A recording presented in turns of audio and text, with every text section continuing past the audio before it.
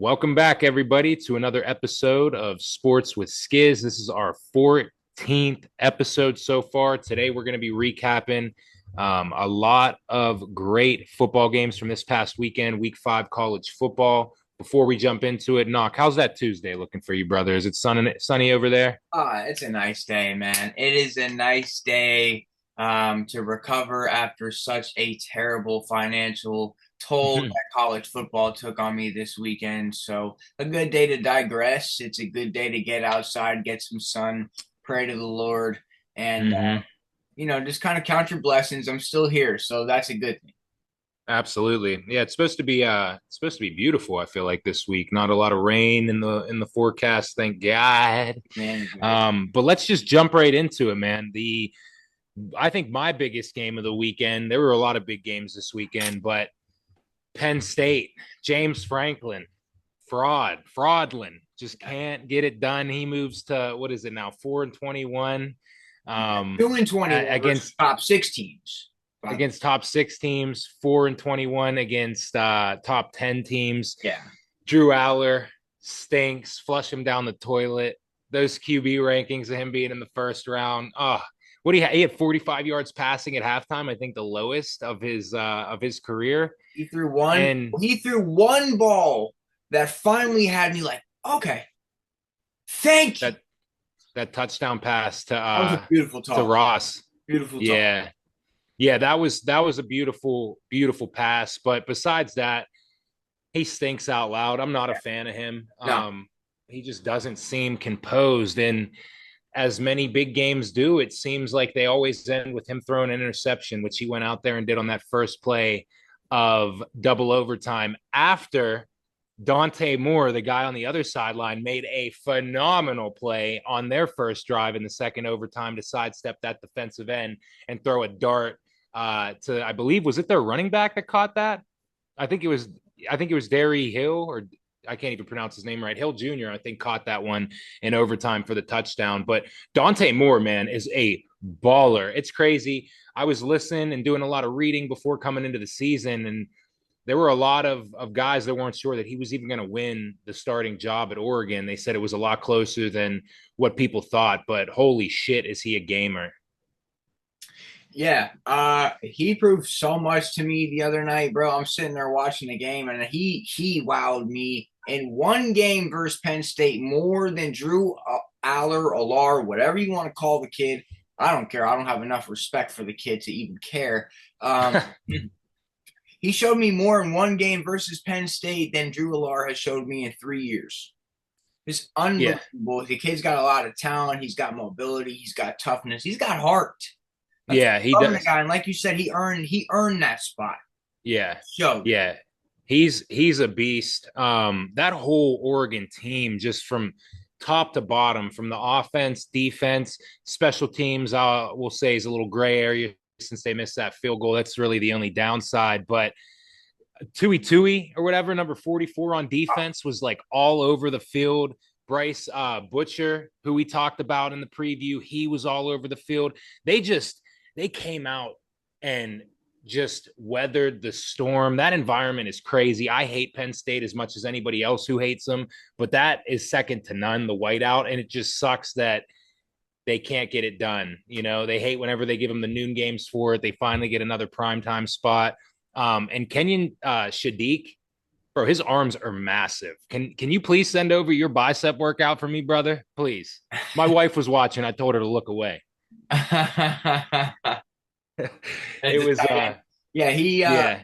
I mean, I don't know. This is just a good Oregon team. Like, this is one of those Oregon teams that I grew up watching. I feel like more fits the description of guys like a Derek Thomas or not the Anthony Thomas. They had a quarterback, Darren Williams, Darren. Damn it, damn it. Dennis Dixon. No, there was a bunch, bro. There was Dennis Dixon. Yeah, they had a lot. And there was Michael James, this quarterback. Like, bro, like I'm seasoned, guys. I'm freaking seasoned. Okay. Wasn't Dennis Dixon there with Michael James? Nah, he was there with Jonathan Stewart though. Ah, yes. Yeah, it does. Hey, It does guys, all run together. Oregon always has a good 1-2 punch. Fuck yeah, absolutely, bro. You know, and I love it. I love that they brought back those are the uniforms I like from Oregon, not those throwback 1980s that they Mm. try to rebring. I mean, they're clean. They're super They're all clean. so They're nice. not Oregon. They're not the Oregon Ducks that I know. Oregon came out, they brought it, they punched Penn State in the face, and they did it. They basically came back, right? I mean, they were up the whole game. They give up the lead in overtime. You think probably the game is over at that point, and they go out and score back-to-back touchdowns. We all saw the interception by Drew Aller. I just don't understand. James Franklin goes into the post game press conference and says, "Oh well, the run wasn't working," and that's just simply not the truth.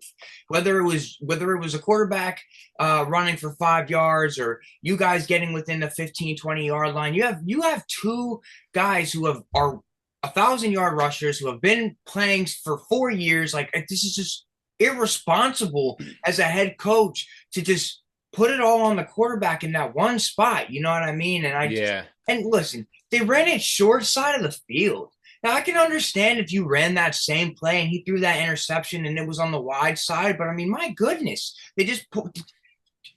I don't know, bro. I don't know. It's just so weird for me, man. Get Franklin. He's got to go. Listen.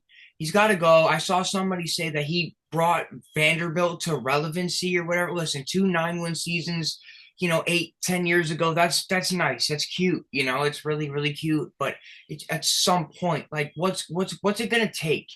What is Yeah. it gonna take? There are other guys that are capable of coaching. There's just at some point this can't happen. It sucks for the fans. It sucks for these people who grew up watching this team. You know what I mean? It Hmm. sucks. So Yeah. hats off to Oregon, bro. Dan Lanning's that guy. Yeah, and shout out to Dylan Thieneman, the guy who made the interception. What a huge play to just read that. He was one of, if not the top safety recruit in the transfer portal from Purdue. He was like one of their only bright spots from that terrible team they had last year. So that's why you go out and get a guy like that. A couple other things from that is that De'Ari Hill Jr., true freshman, he is a just lights out. Like he's shot out of a cannon. He was rated as the highest true freshman running back of the weekend.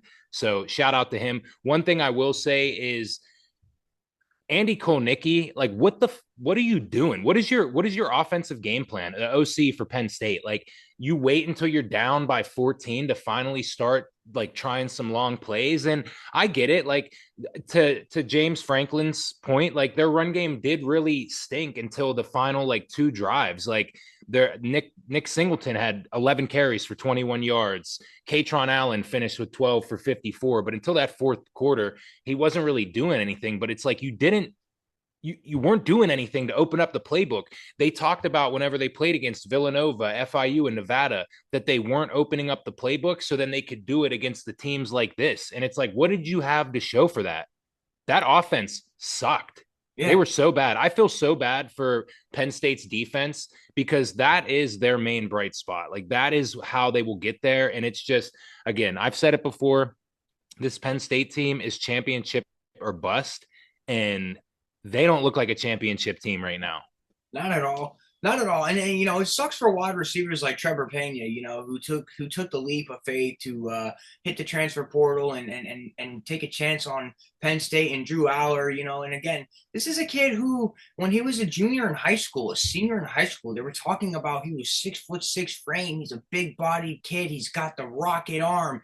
And again, on that one touchdown pass to Ross, he showed the capabilities, but my goodness, it's like they don't trust him enough. Yeah. So the way they run this offense, like you said, is just so weak. And before we get off this game, I want to highlight something too. The refs. My gosh, my gosh. I mean, they have the audacity to put the uniform on. I'm watching a holding call, and I'm sorry, I'm getting older, so I number 33 talk about it. For Penn State was held on numerous occasions, and we're talking about pure blatant. Dennis Sutton, he's a beast. Yes, played his tail off. All right, there's a holding call earlier in the game, second, maybe early third quarter. He's getting held as Dante Moore rolls out, and he's putting his hands up, and the ref is right there, Mike. There is a picture of the ref looking right at it. What is going on? Why won't you call it? Is it because Yeah. it had no impact on the play? Because sometimes that's bullshit. I've seen rushing touchdowns come back because on the whole other side of the field, there's a minuscule holding call or a block in the back that had nothing to do. So it can't be that. Yeah. Let's talk about the targeting call or the helmet to helmet at very least. If it wasn't targeting, it's helmet to helmet any other time against Yeah. Oregon. I mean, I've never seen a more defenseless player. His neck snaps back. I mean, they don't. I mean, and I'm a Penn State guy. I'm the one rooting for Penn State to score on that possession. These Yeah. refs have to make those calls, bro. And on numerous occasions, I'll give you one more quick instance. One more. Oregon has the ball. It's later in the game. I think it might have been Oregon's first drive in overtime, and Dante Moore has a rush to the left side. And there's a defensive end. The left tackle is holding Penn State's defensive end. Mike, just imagine if somebody was trying to choke you out right now, because that's exactly how the guy was. And they don't show the replay. I happened to catch it, or I caught it on the replay of it happening. And I'm screaming. I'm screaming at the TV. I'm screaming at my buddy Antoine over here. I'm like, that's a hold. That's a hold. That's a hold. They don't go back. They don't check it. It just, again, I can't take it anymore. I just simply can't. And they affect too much of the outcome of the game by Yeah. simply not calling shit. You are affecting the game by not calling what you should be calling rather than calling bullshit. I can't take Yeah. it. No, you're spot on. That targeting in the grand scheme of things, it should have been a targeting. We've talked about it. I don't really like the targeting call. I think the game moves too fast unless it's like a blatant, like if you go back from years past and you see Florida State versus Pitt and a guy literally just launched himself like a missile, Yeah, put his hands down and hit him, like yeah. that's targeting to me. Those plays just move so fast, but like I don't know. They got on and said that he's not leading with the crown of his helmet, but he's hitting him like right here. Like, isn't that a part of the crown? I don't really know. There was so Next many time a holds. quarterback gets hit like that, I'll Yeah, remember that. You know what I yeah, mean? bro. And it's like I don't know. I've been asking this question all year too. Is like, are they trying to get like holding like out of the game right now? Like as again as a former offensive lineman too, you get away with what you can. You're not going to complain if they're not calling it. But in the same sense, like I don't care if it does happen every play. Like you should throw the flag. Like something's got to change with that. That it happens in the NFL as well too. I see it all the time, but I don't really understand it. Moving off of that, we could jump to another game. I know you talked about it, and I couldn't really understand it too. Just sticking with the theme here with terrible officiating, but Georgia Tech coming back and beating Wake Forest. They probably shouldn't have came back and beat Wake Forest. There was that what was it? Wake Forest's last drive to kind of to put the game out. Georgia Tech jumped off sides, and the guy was clearly off sides by like 2 yards, and they don't throw a flag on it. That's crazy to me. You got two officials on each side looking right down the line. You could see the back umpire could definitely see it. The back judge could definitely see it. It's just like, what are we doing? What are you looking at? Like, how do you not throw the flag on that? It's a And then complete Georgia Tech ends up getting a stop, getting the ball back, forcing overtime, and then going and winning it. Yeah, it's a complete and utter mockery of the game. You know what I mean? I don't understand. I mean, is it the gambling space? Is that what's happening here? That there is so much control, and I have to speak out about it. I just have to. That is so blatant. It is so dishonorable. The guy, any other time, in any other scenario, or any other instance, the ball wouldn't even have to be snapped. They would Mm-hmm. call a neutral zone infraction, and that's it. Okay, so the ball snapped at the very least offsides, and the quarterback did the right thing by throwing the ball downfield, trying to make a play. Maybe something happens out of it. Unbelievable. And you know what? Something happened to Wake Forest last week with the referees as well. He gets hit in the head, helmet to helmet contact, the same quarterback. You know what I mean? So it's just unconscionable, dude. Yeah, it's crazy. There's two more. I don't really have much to say from that game, but since we're on the topic of the refs, I did see two other things. I was watching a little bit of the Kansas State and UCF game. Were you watching that at all? There Yeah, was that holding you call, yeah, it was that missed holding. crazy. He tackled the offensive lineman for Kansas State tackled the shit out of the defensive lineman for UCF, and it was whenever UCF was kind of fighting back, and then I think was it that play that they scored on that long run? 2, or they had I some didn't catch the huge. whole game, dude. I missed, but I saw I that. want to say they got a touchdown run on this play that I'm talking about, but it was just so blatant, like pulled him down by Yeah. like the collar of his pads, and I just don't know what they are. The refs like are they too amazed at what's going on in the game? Like, are they breaking what they're supposed to be looking at? And this is going to be a reoccurring thing. We're making it a point of emphasis to talk about how bad the officials are because it seems like nobody else really does for We some have reason. to. And like just from playing the game like that, I don't know the willpower it takes for some of these coaches to just not motherfuck all of these officials and just say, what the hell are we doing out there? And just straight up say, like, are you just not doing? Do you need Adderall? Like, do you need something to help you focus on what you're supposed to be doing? Because it's crazy. And then another wild one, too. I don't know if you saw this. You said you were watching the game, the Delaware State game versus Sacred Heart. I caught it for a few minutes. Bro, so Delaware State scores to go up 14-7, rushing touchdown by the quarterback. And all he does is like I think it was in Sacred Heart. Their field is like, it's a smaller field. There's fans that stand around the end zone. So after he scores, he goes over and he starts dapping up the fans, and they're dapping him up back. Nothing crazy, runs back to his huddle. They ejected him for excessive celebration. It's No, like, bro, what are we? Yes, I swear to God, it's on here. HBCU Sports on Twitter tweeted about it, and I bookmarked it. And I just like can't believe. I'm thinking he might have like punched a fan or like spit on a fan. Nothing at all. Was shaking their hands. It was crazy. Yeah, Caden Bennett was ejected for Delaware State. Just blasphemy, blasphemy. I just don't understand it. they run shit, bro. They are stronger than the members of Congress. They can get away with absolute murder. Yeah, it's crazy. Absolute murder, dude. I'm sick of it, man. Well, It makes in me other want to be a news, ref. You said it. It makes me want to be a ref. Shay, you want to appoint somebody the head of the job to hire these people? I'm looking at their backgrounds. Have you ever stolen, cheated, yeah, lied? it Because should be an that is a FBI. job where you need to be as honest and have the most integrity in the world, bro. Yeah, yeah, for sure. It's crazy, but we'll move off of that. Let's talk about some more college football and do some more Sorry. deep dives. Sorry, guys. My yeah, sorry everybody, but if you're passionate about the game like us, you should be pretty pissed off by some of this stuff happening too. Um, Trinidad Chambliss, But just 300 yards oh again? my god, yeah, 300, I think 310 Stud. yards throwing, 70 some yards through the ground. One of the best most like drop your nut passes I've ever seen in my life. It was 3rd and 14. They're winning 19-13 at this point, or whatever it was. I forget what the score was, 16-13, something like that. It's 3rd and 14, fourth quarter, 14 minutes left. Need a big play. What does Trinidad Chambliss do? I'll send you over the video if you want to put it in here.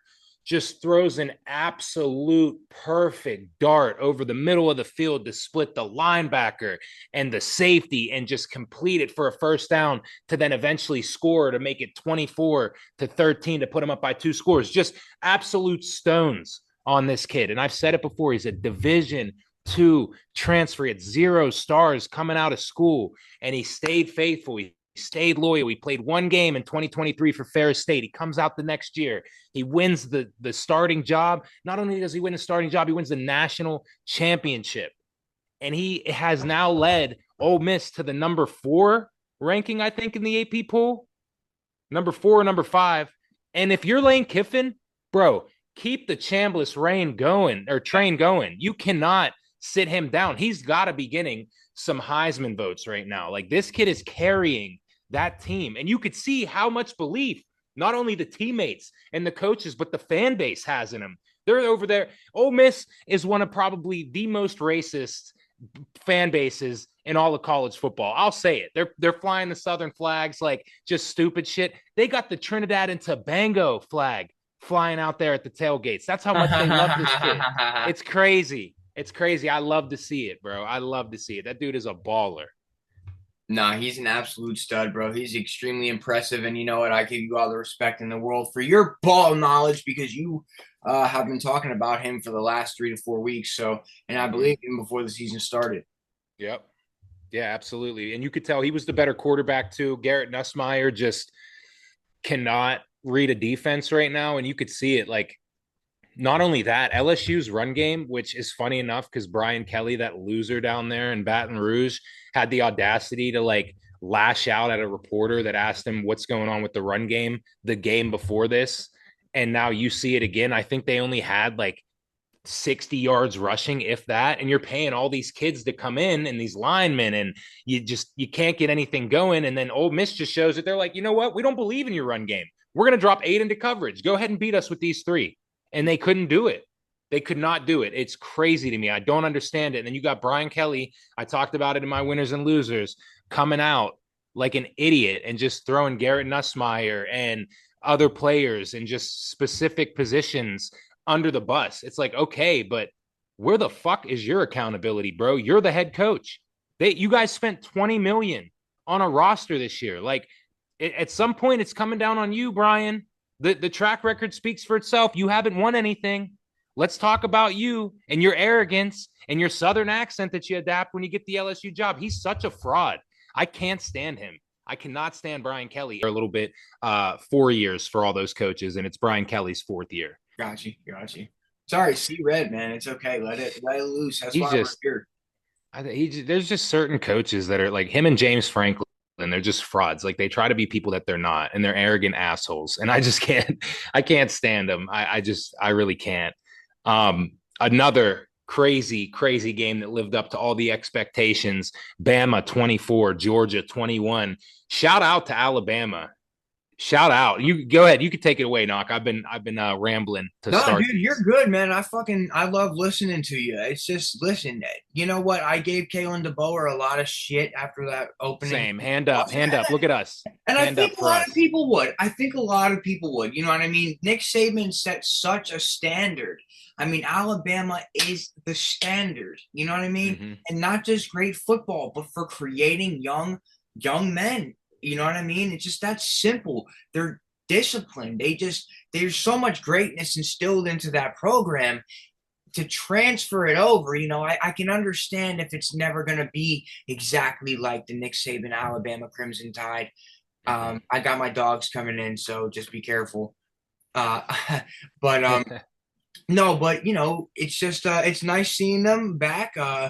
I'm not really a fan of Bama nor Georgia, so whenever they play each other, I typically don't care who wins or loses. I always know that one thing is going to happen. It's going to be a great game. It's going to be an awesome game. It is the again, standard precedent, whatever the word may be for football, that's what it is. You know what I mean? That when those two teams match up with each other, you know what kind of game you're going to get. It's going to be a slugfest. It's going to be a dogfight. It could be high scoring, but it's always going to be close, even if it's low scoring. It's just always going to be a tight knit ball game, and it didn't disappoint. Alabama, you called it +3.5, baby. Pow! Pow! Yeah, it was crazy though. Like this Georgia team just seems like so weird to me. It's more specifically their defense. Like they can't stop the pass. I don't understand it. And Kirby just continues to struggle against Alabama and not being able to beat them. I think that they've now lost. Is it 10 out of their last 11, or it might be 11 out of their last 12 right now? It's something crazy like that. Shout out Ty Simpson as well too. I know he caught a lot of shit that first game against Florida State, and he came out and he just was making the great, like really, really good decisions, took care of the ball, no turnovers, 2 touchdowns. Again, another example where the better quarterback won. He outplayed Gunnar Stockton by 1.5 miles, and he really had to because Bama could not run the ball. Jam Miller came back, totaled it for 16 for 46. I think Riley had about 30 yards or something like that as well too. So shout out to Bama. Yeah, definitely shout out to Kalen DeBoer. They had people that said if they won the Powerball that they would use it to do the buyout for Kalen DeBoer. So I wonder if those fans still feel that same way. And Georgia, I'm not going to count them out of anything right now. Again, it is weird seeing how bad their defense is. I think over the last 4 years, they've ranked in the top 10 just defensively. And I think right now they're like 60s, if not 50s or something like that. It's not too good. I was shocked to see how they came out and played after a bye with that big win against Tennessee too, but they have a very favorable schedule. I got to go to Auburn. They host Ole Miss, they host Florida, Mississippi State, Texas. Of course, they have an American team in here, Charlotte, just thrown in towards the end of the year, and Georgia Tech. So we'll see what they could do. But I had to make sure that I gave Kalen DeBoer his flowers because, like you said, I was very, very hard on him after that first loss. But shout Um, out to them. well, before we hop on the train or anything, just understand who they face over the next few weeks as well. Vanderbilt, Mm-hmm. at Missouri, Tennessee, South Carolina if they get Lenore Sellers back, LSU, Oklahoma. Yeah, it's tough. That is a gauntlet, man. That Yeah, it's a tough is, schedule. I mean, geez, bull in the ring type of, you know what I mean? That's like me Yeah. against an offensive lineman in the bull in the ring. That's not going to be easy. So they need to be happy that they beat Georgia. They needed to beat Georgia, and I feel like what's Kalen DeBoer now 2-1 versus Georgia, if I'm not mistaken, or 2-0. 2-0. 2-0, This 2-0. is his Yeah, second good year. for him. Good for him. Yeah. You got a tough schedule, buddy. So I'm not hopping on the Kalen DeBoer bandwagon. Ty Simpson is very good. I love what Mm-hmm. I'm seeing from him, but he's going to get in. We're going to see how good this kid really is over the next 6 weeks. Yeah, for sure. For sure. It's well, yeah, they're definitely in for a test. Speaking of tests, Illinois passed theirs this weekend after failing the shit out of it the weekend before against Indiana. It's crazy how well they bounced back. Shout out to you, Knock. You called this one to a T. And just the resilience that Altmaier showed and being able to keep his composure. I think Illinois had 2 red zone fumbles, one like into the end zone, right? So they were able to overcome that. Altmaier looked so good. 328 yards, 2 touchdowns, 0 interceptions, outdueled Jaden Mayava, who really didn't play that bad. But it's another case, man, where USC just isn't the same old USC. They feel like they're disrespected. Their fan base cries whenever they're not, in the top 25. And here they are again. They get their chance to show something and they just don't. I'll be honest with you. Even though they lost, USC's offense is everything that is it's supposed to be. It was a pretty tight knit ball game, and I'll say this: Mekhi Lemon is a freaking freak. That guy's a freak, man. They had a play that was called back because of an illegal man downfield. I know you saw Oh, it. I'm sure we all saw it. I mean, just so perfectly executed and designed. And I mean, that kid just had himself an absolute ball game. 34-32. And here's another thing, real quick. I mean, 11 catches, a buck 51 and 2 scores with one called back. He could have easily had a 200-yard, 3 touchdown day. mm-hmm. This kid is a pro football player. USC's offense is everything I expected it to be. Mayava, this is, Purdue, Michigan State, like Illinois right now is better than those programs, and those guys over the last couple of years have really stunk. They struggled. Illinois has continuity. They've got Brett Bielema. They've got a good coach, and I expected them to bounce back. So thank you for my kudos there. Mm-hmm. But with that being said, uh, why are running backs fumbling the ball going into the end zone? What is happening over the past 10 days, Mike? From the NFL to Division One football, I have seen, and this is not an exaggeration, over 10 different instances within the last 2 weeks of guys diving into the end zone, trying to reach out, and it just getting punched out. Like, when does that ever really happen? It happened last night. It happened to Yeah. Brandon Allen last night for the New York Jets. So I don't understand what's going on. This is kind of weird. Yeah, I think that teams are now mastering the peanut punch. They're just telling them, like, hey, make the tackle, but also as you're going for it, just try to give a nice little punch. I mean, we've seen obviously Peanut Tillman in the NFL, TJ Watts kind of mastered it. And now it's like something that I feel like I'm seeing more drills in the offseason as teams are in camp or spring ball. They're focusing on trying to punch that ball out, punch that ball out. So, like, you never know what could happen. Ball carriers, come on, bro, high and tight. What are we doing? Carry it with 2 hands, too, especially if you're on the goal line, bro. What do you got to, like, who gives a shit if you look weird holding the ball like this? Run it in. Just get a touchdown or hold on to the ball. I don't get it either. It is happening a lot more, which is crazy to see. But the evolution of football, I guess, huh? It's the evolution there. Well, Well, it, let's talk about an evolutionary ass whooping right here that Notre Dame laid on Arkansas. My God, that game was over at halftime. I think it was 42-6 or 7-10-3. I don't even know. They beat the shit out of them so bad that Sam Pittman is now gone from Arkansas. So I was texting my boy Mike Stem, who's a big Notre Dame fan, and said, I hope you feel great about getting a man fired today before he was even fired. I knew it was going to happen. That was just terrible. I think it was Arkansas announced it was like their fifth or sixth ever largest crowd at a game, and they just all showed up to be losers. yeah, I mean, well, it starts with Julian Love, who had 4 touchdowns in the first half for Notre Dame. CJ Carr played his tail off. Jeremiah Jeremiah, Love, I'm sorry, what did I say? Jordan Love? Julian. Jeremiah Love. Excuse me, guys. Excuse me, Jeremiah. I apologize about that. But it doesn't matter what the hell I say. You had 4 touchdowns in the first half. You basically just could have taken the remainder of the day off, went home, probably partied, who knows, or studied. You probably I good don't know if time they to do study. that in Notre Dame. Oh, they don't party at Notre Dame? They might party a little bit. That's bullshit. Come on. Yeah, maybe a little Even bit. Catholics party. No, but yeah, 56-13 is pretty bad. And you called it, just Notre Dame's just gonna kick Arkansas shit, and Arkansas stinks. Yeah, Multiple Arkansas is bad. opportunities 2 weeks prior to win games. They folded both versus Memphis and Ole Miss, right? So I think just the Yes. wind was sucked out of them at that point. Yeah, I that line stunk to high heaven. It was, I think Notre Dame was only minus like 7.5. It might have even been a little bit lower, like 5.5. I said, give me that and double it. Like, what are we doing here? Arkansas is terrible. Taylon Green, I mean, he couldn't really do anything. He had 81 yards on the ground, 207 through the air, but we won't spend a lot of time on Arkansas. I'm getting depressed even talking about them, to be honest with you. Can I take Um, the SEC real quick? yeah, go ahead. I just want to highlight you're talking about offensive lines.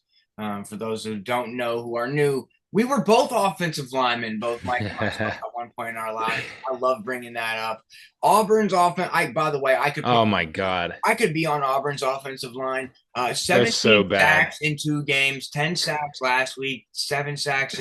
But just like, what do you hate Jackson Arnold? Like, I don't get it. Like, what did he do to you? I don't think he does himself justice either. But go Yeah, ahead. like, My bad. no, you're fine, dude. Because it's like I watched The Longest Yard the other night. You remember when Paul Crew was shaving those points, and then when he comes back in the game, the O line, he snaps the ball and they just stand straight up. It's like that is exactly what is going on. How? Auburn was Yeah. supposed to have a good running football team. They were supposed to have a three-headed monster with 2 guys in the backfield and Jackson Arnold. So I'm just a little bit confused. I have to take a look into their offensive coordinator. But Yeah, they're terrible too. Their offensive line really stinks. And they play, I think their next game is against Georgia and Missouri, who have tough defensive lines. So I really don't think that it's gonna get any better, to be honest with you. And you got to look at a guy who transferred to go there in Eric Singleton Jr. He's leading the team in receiving yards, but it's like, are you happy there? Did you get your bag and are you happy? Because you came from a team in Georgia Tech who's undefeated right now, top right, right. 25 team, and making some airways. So I don't know. Auburn is just so Oh, weird. And it just goes to show you, like, shout out to Jeremiah Cobb, though, for them. He's a beast, the yeah. running back. Mm-hmm. He's really good, but it just goes to show you, like, I don't even know, like, just Cam Newton and what he did at Auburn for that 1 year that he was there, just how much he meant to them and how no other quarterback could do what he did within a year. Like, and Ah, just, wait, I wait, feel like wait, wait. Nick Marshall. yeah, but Nick Marshall was there for like 2 years, I believe. And they didn't Okay. win. Like, they went to the Natty, they didn't win it. That's Yeah, I not guess his fault. those. He balled. Yeah, But wait, yeah, his he did. story is crazy. His story is just Yeah, he as was a crazy receiver, as him. right? Yeah. Yeah, he was a receiver. Yeah, that's their only 2 years of really relevancy, to be honest with you. Other than that, they're kind of just There. known for being Alabama's little brother. Yeah, they're kind of just there. I They'll don't know. they'll It's catch a weird. good upset every night. They had Bo Nix. Yeah. They had Bo Nix. Yeah, for like a cup of coffee, 2 years maybe. I think it Nah, was. he was there for Wasn't it like two? four. Bo Nix I was thought it was there two, and then he 2 years. was there. I thought he was there for two, and then at Oregon for like two or three. Maybe I'm tripping. And Bo He Nix's started as a dad true was, freshman. Yeah, he went there. yeah. I remember that because they wouldn't shut the hell up about it whenever they beat Oregon that first Yeah, you're that right. first game. 3 years, 3 years. Okay, so he was there for three, then Oregon for two. Yes, sir.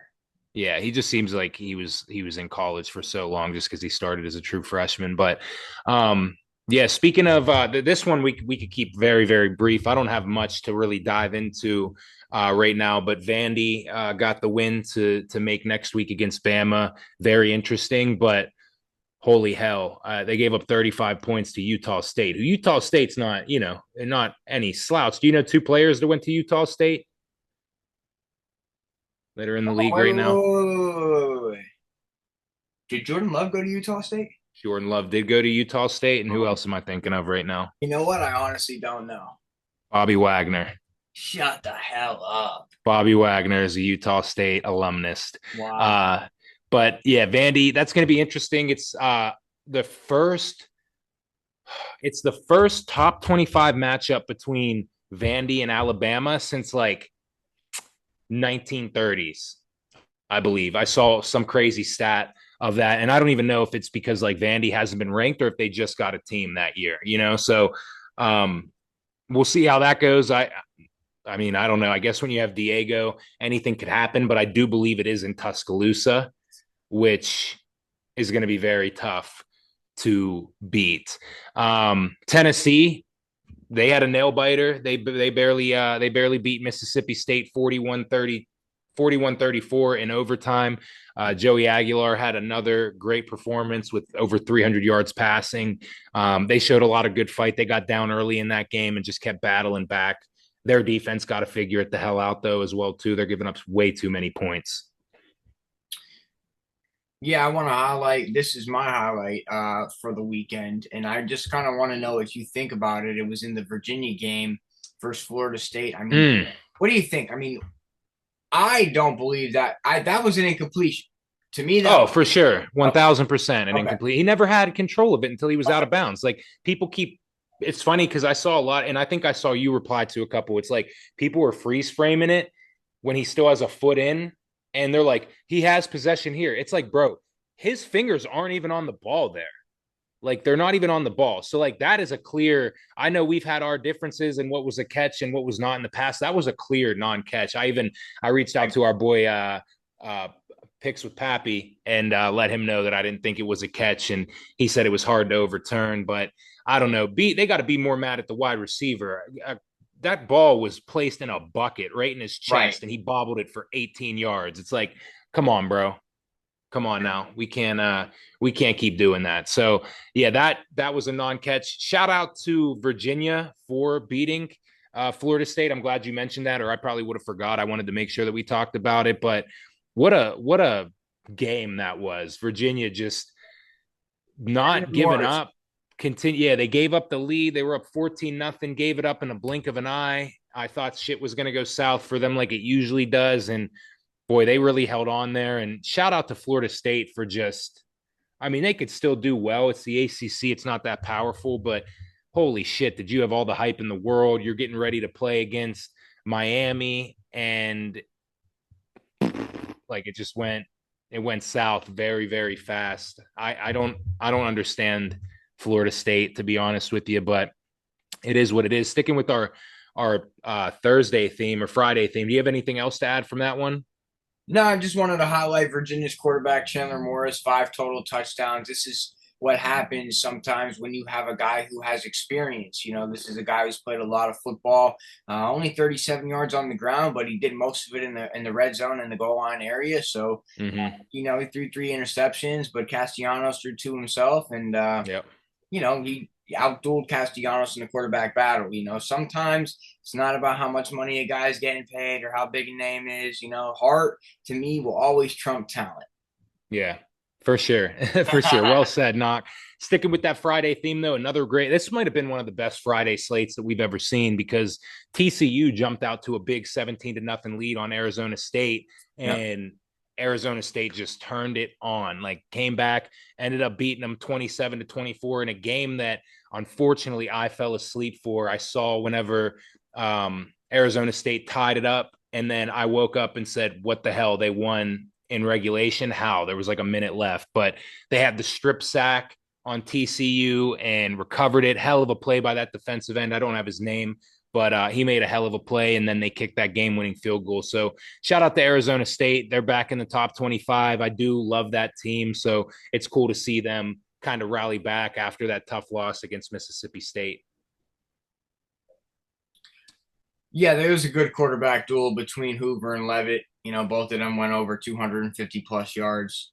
So I didn't catch that game, to be honest with you.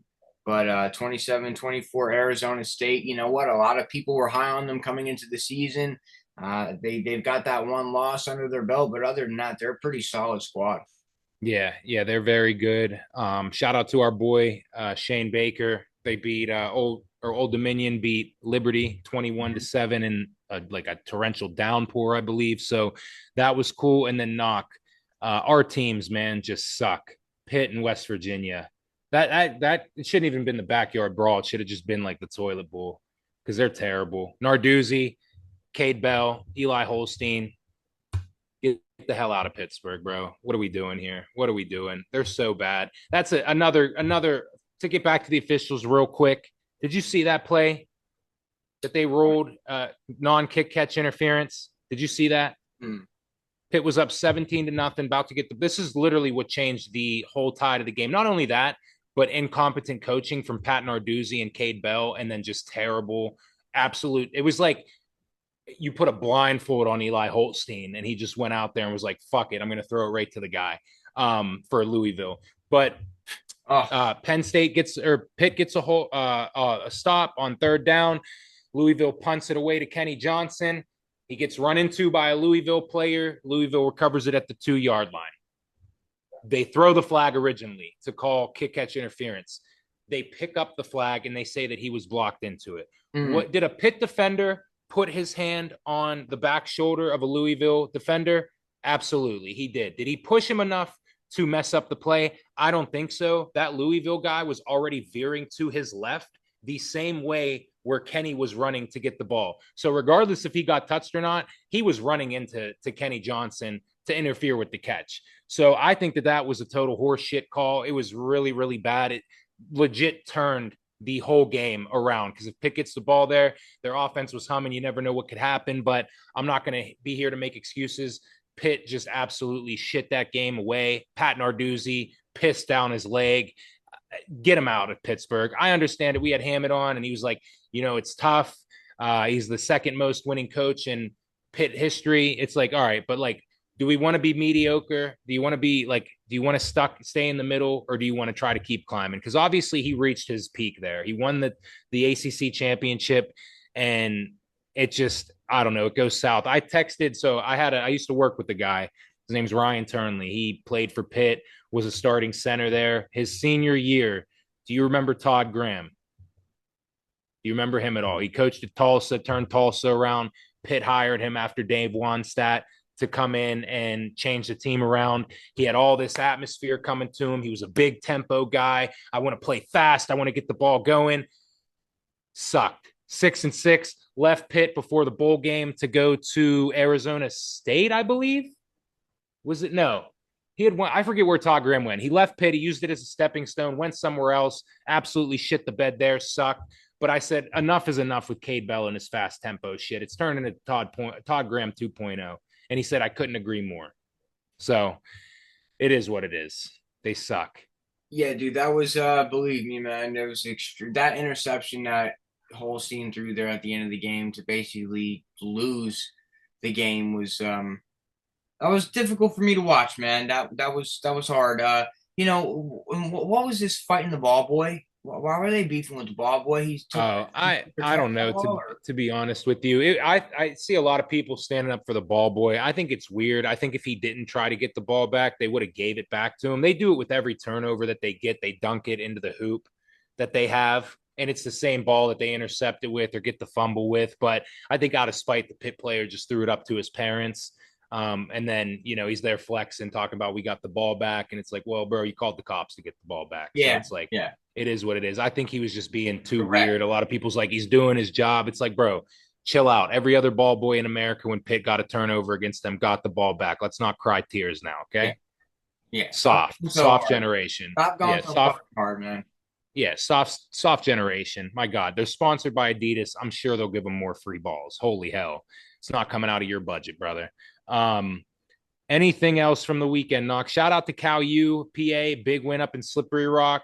They won 45-38 in overtime. They almost choked that game away. They were up pretty big.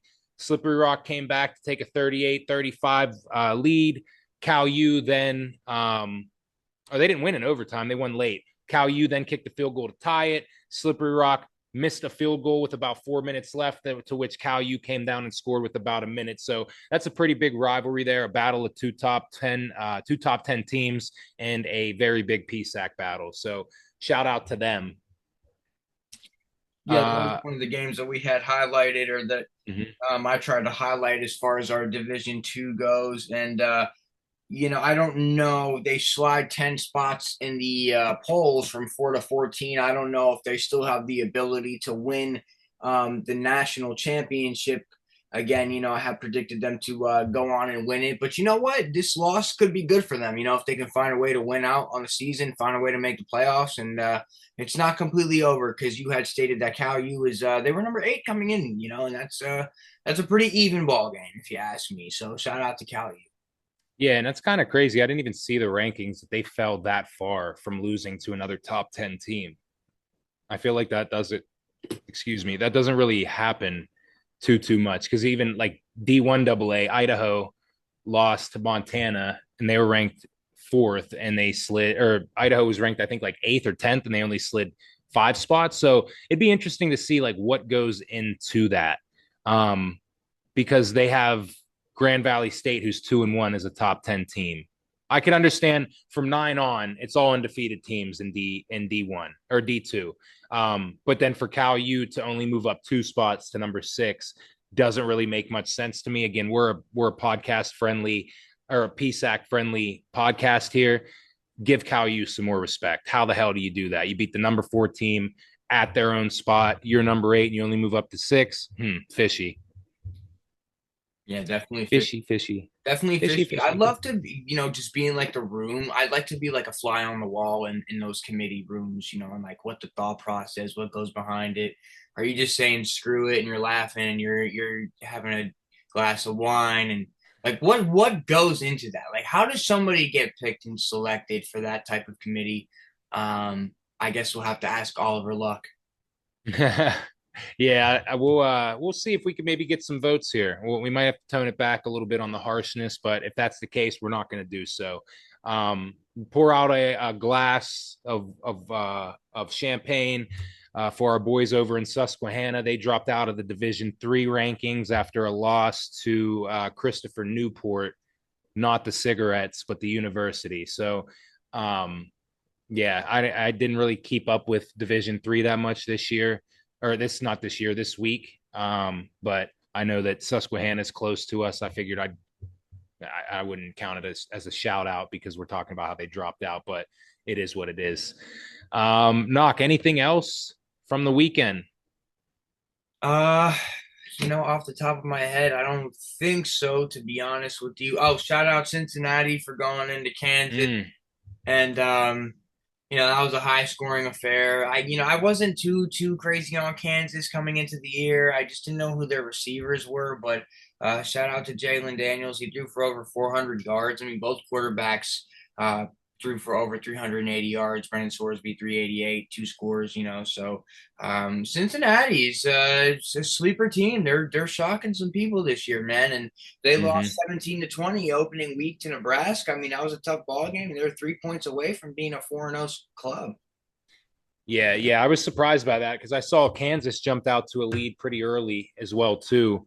And then Cincinnati just fought back, so they showed a lot of resilience, which is nice to see. But yeah, that's really all for me from this weekend. I don't really have much else.